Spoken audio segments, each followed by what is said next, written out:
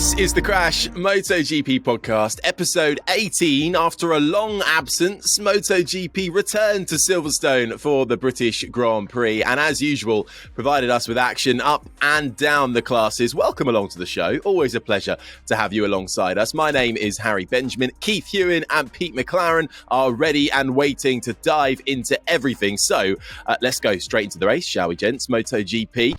It was pole for pole of the Espargaro variety. A first pole for him on the Honda, and a proud moment as well for the Espargaro family early doors, with Aleix on the Aprilia getting up behind him in second in the opening stages of the race. Further back though, carnage followed with Marquez and Jorge Martin sliding out, and may I just add in that they were both on my podium prediction list, so I was absolutely fuming. But it was Fabio Quartararo who came through to take yet another win and extend his championship lead. Despite a lot of riders and teams, Keith, showing some good improved pace actually this weekend, still nobody could truly match Quartararo once again. Hello, boys. Hello, everyone. Yeah, it was one of those days, wasn't it? Quartararo, I think everybody got Quartararo right for the win, which is amazing, really.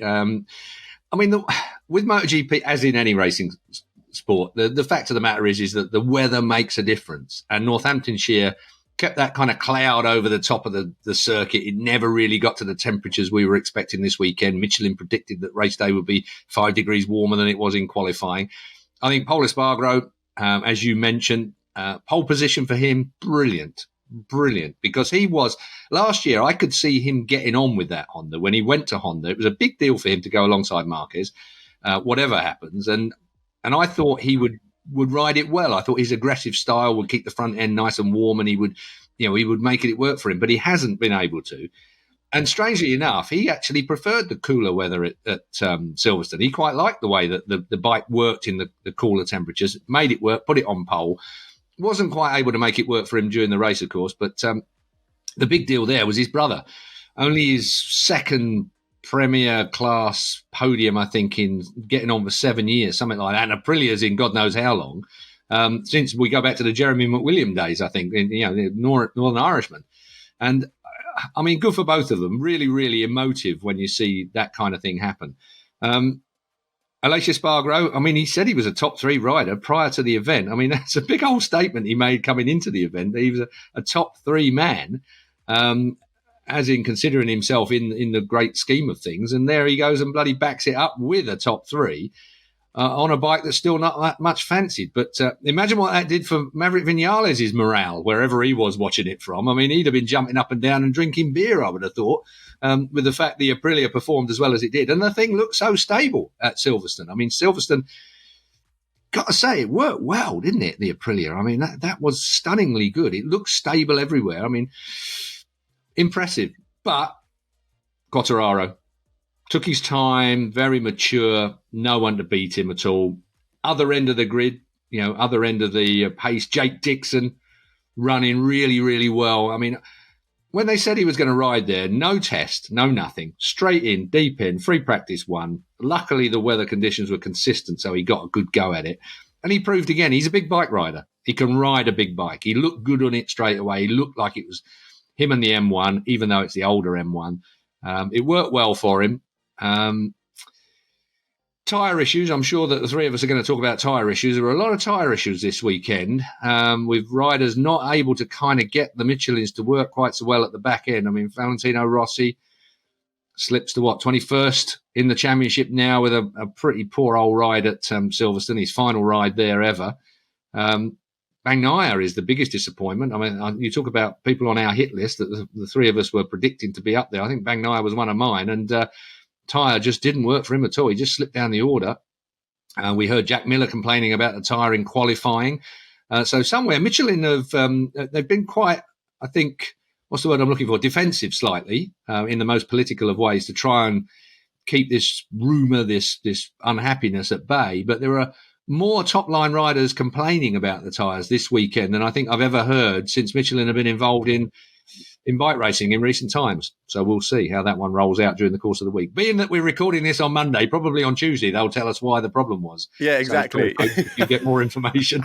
we can never get it right, can we? But so far, there's been no huge. Actually, no, I'm not going to say that because it's going to jinx it. So I'm just going to ignore that. But let's take it back to the start. Because that first lap wasn't without incident either. And we've had lots of questions come in particular on this. So I thought we should answer this straight away. On the Marc Marquez and Jorge Martin incident, literally everybody is asking, MotoGP Classic Results ask, can Marc Marquez's early race move be labelled as desperate? What are your thoughts on Marc Marquez's antics on the track? How can Marquez keep using his injury as an excuse when he's riding like this in the early stages of races? Pete, I know you actually you've watched the replay of it a couple of times. What were your first thoughts on it when you saw it unfold?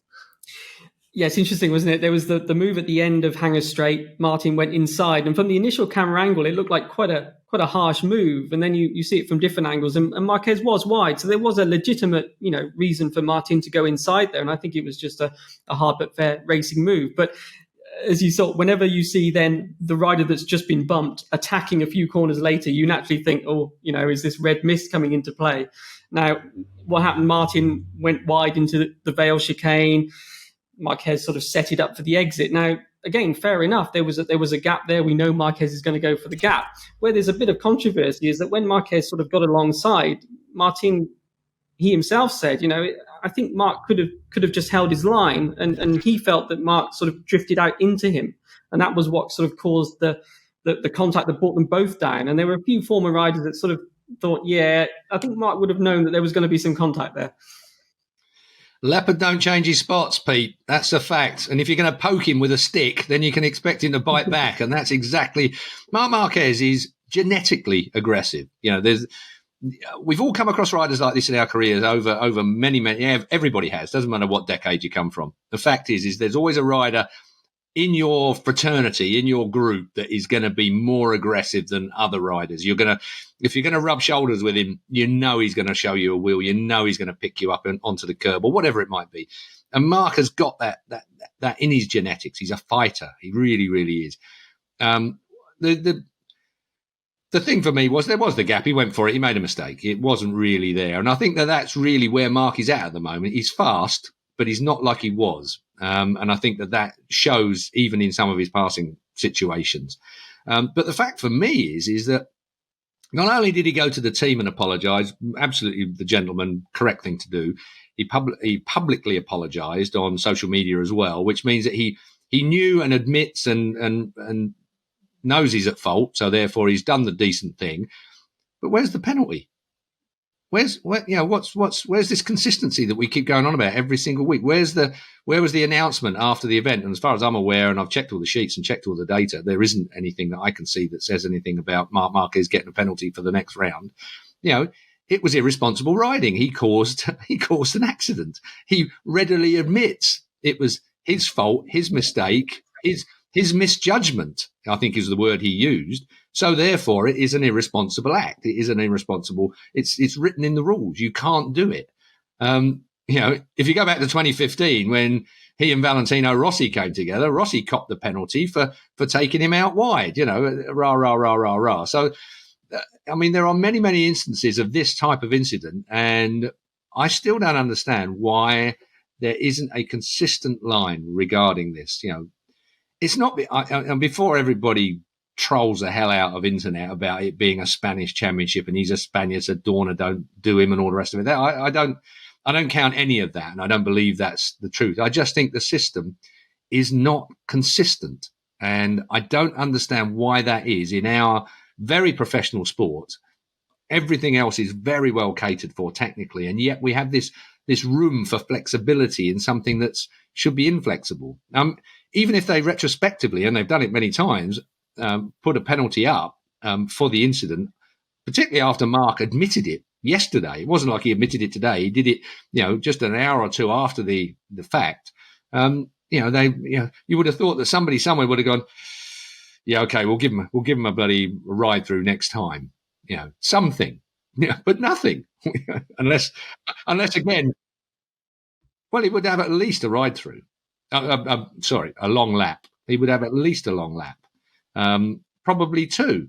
You'll be. I mean, I haven't dug through the archives of penalties because they just annoy the hell out of me generally, and I don't want to get up in the morning in a bad mood, so I don't want to think about it. But somewhere you'll see that a Moto3 rider has been given 2 long laps or a pit lane start or something for irresponsible riding. When you take 2 bikes down and 2 riders are in amongst them, doesn't even matter that the corner isn't particularly fast, but you can break an arm or a leg. It's a dangerous act at the end of the day. And Marquez, since his earliest days in Grand Prix, has been well known for aggressive moves, for leaving people with nowhere to go. Now, he's kind of got away with it. I mean, every top-line rider has been guilty of this in the past. Lorenzo, I seem to even remember the likes of Dani Pedrosa has been, borderline on some of the moves he made in his early days. Valentino Rossi, how many people has he had over the handlebars at different places when he's pushed them quite hard? There have been some very famous names and some very big people that have made these kind of moves. But it's up to the stewards at the end of the day to apply a consistent penalty to riders that are causing an accident. And by his own admission, he caused this. It was a misjudgment. He should have got a penalty. Why not? Well, it certainly is the talk of the town, with everyone getting in touch on CrashNet on the socials. So thank you for sending in all your questions. So it was without action in the first lap. And we touched on it already. Let's move on a little bit more to a good day for the Espargaro family, particularly the Aprilia and Aleix getting their first podium. He said, "It's like a dream. I'm super happy. It's been a long way to arrive here." And it really has been. He's been saying he's a top 3 rider coming into the weekend. And to be fair, right now, after the result, you can't argue too much with him on that one. But having gained 5 places on the opening lap to slot into second, he was really hounded right to the very end, just with Miller not quite able to get him. It looked like he nearly lost out on a podium spot, but he didn't. Crucially, though, Keith, this is good timing, isn't it, for Aprilia, with their future looking good, and of course with the announcement coming into the weekend that Vinales has obviously signed with them, and he's going to be taking Dovizioso's test place in a couple of weeks' time. I think it's actually tomorrow or today even. That's happening. Miller would have spoilt the party if he'd qualified better and had more confidence. I think the problem was that the tyre wise, wasn't quite where he wanted to be. Third row, Silverstone's a bit wide open spaces. You've got a bit of room there, but you still want to qualify slightly better than that. So, Aleix justifiably got that third place. He looked really good during the whole of the weekend. The bike looked really good during the whole of the weekend. Aprilia must be absolutely ecstatic. They've now got one of the biggest riders in the world, Maverick Vinales, that's going to be riding for them very soon. I would have said that there might have been a little bit of reticence from Maverick, bearing in mind his performances have been pretty poor over the last few months with Yamaha. You might have thought he'd want to get more testing in and wanted it. But I would say that being a rider that ego will say that he's actually better than Aleix Espargaro, and now seeing what Aleix has just done on the Aprilia, I would think he's pretty damn fired up and keen to get on the Aprilia to see what he can do on it. My advice would be, don't underestimate Aleix Espargaro. He can ride a motorbike. We've not, the race distance for Aleix and the bike and the tyres, it's always a combination, has never been the best. But over one lap, Aleix Espargaro is bloody fast. Any commentator anywhere in the world will always reckon Aleix on a one lap blast. So he can grit his teeth and get on with it. He may well have just reached a point, that zenith that you get to sometimes in racing, where it's working out for him. Aprilia have joined up all the dots, and at the same time, they've got that extra motivation of having the likes of Maverick Vinales, who we know can win Grand Prix, coming into the team. It's going to be a very interesting few months. It really is. And Pete, they are going to be absolutely fired up, aren't they? Because of course, if people were unaware, the news coming into the weekend that Vinales will ride the RSGP for the first time during a 2-day test at Misano. It's going to be on the 31st of August. So that's Tuesday this week. And that test was obviously initially scheduled for Dovizioso, who I think his priorities now slightly shifted. But it's going to be massive for them because I know we talked about this before. Aprilia are a factory team, but even Aleix Espargaro was saying, they're going to be a proper full factory 2022 team. They're going to go all out. They're going to have Aleix Espargaro. They're going to have Maverick Vinales. It's going to be a big year for Aprilia. Yeah, everything's in place. I mean, firstly, Aragon, that's one of Aleix the Aprilia's best tracks. That's another thing to say. So if you're going to make a debut anywhere on the bike, we know the Aprilia goes well there. I mean, Aleix's previous best finish on the bike, he's got a few of those at Aragon. So that in itself is a bit of inspiration for Maverick. As you say, perfect time. It's great for Aleix as well, in fairness. Maverick coming in, it would have been easy potentially, let's say, for Maverick to steal the glory, for Maverick to get this first podium after Aleix has done all this work. And that would have been a bit of a shame. It's great that Aleix gets that reward, and whatever happens now, whatever Maverick goes on to do with the bike, Aleix will have that first podium there. He's been there for 5 years. Well, this is his 5th year. He's been with the project all the way through. His inspiration, he always says, is Dovi. We've been speaking about, because of the way Dovi, stayed with Ducati right from when they were in their sort of deepest, darkest hours after Rossi left, and then all the way through to challenging for the title. Now, interesting, Keith was talking about people underestimating Aleix maybe. Exactly as they did with Dovi, wasn't it? It was always, Dovi's good, but wait till Ducati get a top rider, when Lorenzo came in and everyone else. And we saw that Dovi, he stepped it up, didn't he? And he ended up still being the top rider. And, it's going to be interesting to see, can Aleix replicate that? Maverick's coming in as the big star, but it doesn't mean that Aleix is just going to roll over and say, oh, okay then. Remind me again what happened to Dovi at Ducati?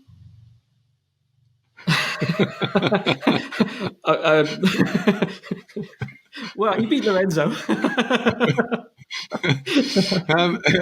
But he ended up with no job at the end of the day. I think that it's a harsh world that we live in MotoGP. I mean, Simone Battistella, the manager of Dovizioso, I mean, I think they're very classy people. Dovizioso and Battistella, I find to be a very classy pairing, if you like, around the paddock.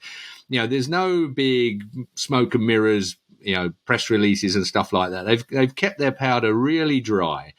There is a reason why he hasn't already done the deal with Aprilia, whatever it is. And again, I mean, this is me, and I am, numero uno cynic. Aprilia haven't really stepped up in previous years to the promises that they've made pre-season. They've been slow in engineering, slow in bringing the bits that they've promised to the party. Motor upgrades haven't really come when they've said they're going to come, or if they have come, they haven't worked quite as well as they would have expected. We've had testing freezes and God knows what that's gone on, which has not been in their favour, to be honest, to mitigate a little bit of that. But I think Aprilia have they're the smallest factory in the paddock as well. At the end of the day, funding is going to be a major issue, and it costs millions and millions to produce new stuff. And the engineering lead into that alone, anybody that's in engineering generally, let alone prototype engineering, will know how long this stuff takes to make, to develop, to design, to get to the racetrack. So, there are mitigating circumstances, but Aprilia haven't quite come up to their promises over recent years. Maybe this Maverick signing, Aleix on the podium, maybe this extra motivation is going to be just what they need to make that jump as we get outside of the technical freeze that will be unfrozen for 2022. But my worry is that they have got to be ahead of the game come 2022. Otherwise, it is going to be a disaster, because you can be sure that massive logjam that we've been waiting to clear from the technical side of things for 2022, by the time Honda, Yamaha, Ducati particularly, all this new stuff. I can't wait to see what bloody Gigi Dall'Igna's got piled up behind the bloody prototype door. It's going to be it's going to be so exciting come the start of next year. We've just had the new testing dates out. I think Mandalinka's on there as well. The new bloody track is on the testing schedule as well. So much to look forward to for 2022. And we ain't even, nowhere near finished this year yet. But I think Aprilia have got to step up now. Dovizioso, you mentioned Dovi, obviously. He's done a deal now with Yamaha over at the Petronas, the dying Petronas team, as it is. Don't quite know how that's going to work out. It'll be interesting to see. I mean, they want stability there. They've lost their stability a little bit this year, haven't they, with Morbidelli and Quartararo. Morbidelli now having signed for the full factory team next year, that's a big deal and the right one. Don't think anybody's going to disagree with that. But then again, what if Morbidelli's not the man he was? What if the injury has affected him for next year? These are things that happen to riders. You can never be absolutely sure how someone is going to recover as soon as they get back on the bike. So how much has that world shifted down the road again? So there's a lot still in the melting pot regarding Yamaha. Dovi is stability, but he's been off the bike a long time. You know, it's I don't know. I still think there's a risky strategy at Yamaha at the moment with this. We'll wait and see. We will wait and see. Fireworks, no matter what you do in MotoGP, something's always going to happen week in, week out. But you couldn't help but smile, could you, when Aleix Espargaro crossed the finish line in the podium spot? And I think another person who you couldn't help but smile for was Alex Rins, who managed to claim his first podium of the season with Suzuki, coming from 10th on the grid. Had a lengthy battle with his teammate Joan Mir and the Ducati Miller and Bagnaia, but tyre issues for them, suspectedly, saw Rins able to pull away, but he couldn't quite overcome Fabio's, I think it was a 3+ second gap in the end, but a good result for Rins and quite possibly the beginning of a turnaround for him this season. Do you know what? Muscle memory, Pete. It's one thing that we can say, watching riders all our lives, you know, like Silverstone is a great place for Alex Rins. When he managed to beat up Marc Marquez at the line for the win at the British Grand Prix, 3 years ago now? 2019, not quite, but anyway. The fact of the matter is that he beat one of the best riders in the world at the line. It's in your head. You know, some tracks, for some reason, there is that tiny little thing that makes you go better at a track. You can't, you know, it's indiscernible. Suzuki have always been pretty good on tyres generally. And if I remember last time when he beat Marc Marquez to the line in 2019, Marquez just had used up his rear tyre enough. He just got it spinning a little bit in that final sector. And Rins hadn't. And Rins lined himself up for the undercut and got him to the line. So Rins has got great memories with Silverstone. But you're right, it's a great time to turn it around. You know, the British Grand Prix is one of the biggest ones on the calendar. And to turn it around, full house as well. I mean, you know, that's another factor that makes everybody raise their game. When you go out in practice and the terraces are damn near full on a Friday and a Saturday, and then the build up to it. I mean, it's ridiculous, I know. And as old as I am, I'm sitting here and talking about it. The hairs are going up on my arms. It's just, you know, I can feel it rising in me while I sit here talking this shit. Sorry. And that's how crazy it is at Grand Prix level, you know. Or, you know, it's one of the biggest events. It's emotional. It's passion. It's everything fires you up for it, and the fans are fired up for it, you know, and to see them all trackside. I mean, you know, the only downside was it at the end of the day was the fact that Valentino, you know, couldn't make it work for him there. He qualified pretty well, put himself in a good position. For whatever reason, we're hearing tyre again for him. He just couldn't get the thing. He said something like, you know, he felt like the tyre had burnt out. I think Peter will correct me on this because obviously he keeps an eye on the particular parts of press releases that are written out. But, you know, you just think to yourself, it's a great shame. And Valentino doesn't burn tyres. He's not, you know, he's a Sunday guy. He knows how to get the thing to the end, whatever the circumstances. So there must have been a fault because Rossi doesn't wreck tyres. You know, there are other riders that can't get to the end on a tyre, but he certainly would have been able to. But it was a shame that he didn't perform at the British Grand Prix. There was a lot of love there for him, clearly. I mean, you know, BT Sport did some fantastic coverage for him. ITV were covering it for the weekend on free television as well. MotoGP.com covered themselves in absolute poo because it collapsed 2 minutes before the website for Dorna collapsed just prior to the event, sending the world into a tailspin because obviously a lot of people rely on the internet feed. If you're in Japan, Australia, or wherever you are, and you're not getting a live telly feed, that's the subscription to MotoGP.com is really important. So that was a major issue for a lot of people. But ITV Freeview, I mean, what a time to be, you know, what a great event to put out on for free in the UK. You know, good on them is all I can say, and more of it sporadically. I don't want it to undermine the likes of BT Sport because I think, you know, BT Sport even though I'm not with them anymore, I've got to tell you that coverage is gold. When have we ever had coverage as good? Never, in my view. But I still believe in Freeview television. I still believe that our Grand Prix should be given to the masses. I think that it's good for the sport. It's good for the fans. And in these times of difficulty financially, not everybody can afford the rather large expense of satellite television. That's just my view, but there's a balance to be had there somewhere, folks, and I reckon they hit it perfectly at Silverstone. Yeah, absolutely. I couldn't agree more. And actually, I compare it obviously a lot to the four-wheel world and the way BT do their coverage in the UK, and actually how MotoGP cover not just MotoGP but Moto2 and Moto3 all in one weekend. They give everything equal footing almost. Everyone gets the time of day. You don't see that in every top tier racing series and its support series. So I agree with them. Got to give them credit on that. Let's pick up though, Pete, back on some of the struggles that we saw throughout the grid, because obviously Rins managed to claim a podium, but it was mixed fortunes in the Suzuki camp. Joan Mir, they had a good battle, but then he fell off along with, who do we say? Bagnaia, Miller, who had a qualifying struggle as well with his tyres, obviously Valentino Rossi. So there were quite a few riders who were seemingly struggling and falling back as the race progressed.